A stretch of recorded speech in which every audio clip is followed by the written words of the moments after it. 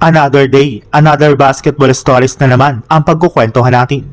At ngayon nga ay pag-uusapan natin ang balitang takot nga na pang Oklahoma City Thunder sa ginagawa ngayon ng Utah Jazz at ang balitang magtatanggal pa nga na po ng player ngayon, ang Los Angeles Lakers. Isa nga pang Utah Jazz sa mga koponan na pinatawan ng multa ng NBA nung nakarang araw dahil sa sadyang hindi pagpapalaro nila sa kanilang mga players sa kanilang mga nakalipas na laban. Pero hindi lang naman nga po NBA ang nagrereklamo sa ganitong ginawa ng Jazz. Bagkus maging ang ating defending champions na rin naman nga po na OKC Thunder ay naibalitang takot na rin sa ginagawang ito ng Jazz ngayong season.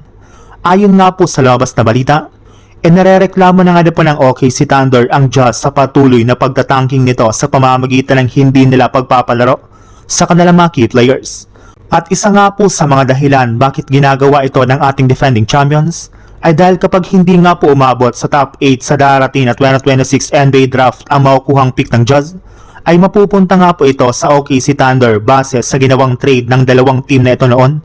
Kaya inaasahan nga po na patuloy na ipipressure ng OKC Thunder ang Utah Jazz na maglaro at ipanalo ang mga susunod nga po nitong laban sa regular season. Sa ibang balita naman, marami nga pong nakapansin ng mga fans at analyst na napakaganda nga po ng shot selection ni Luke Kennard since hindi nga po siya gumagawa dito ng mga persahang tira. Kaya ang katulad nga po niya na 3-point shooter ang pinakanababagay na kasama ng kanilang Big 3 na sina Austin Reeves, LeBron James at Luka Doncic.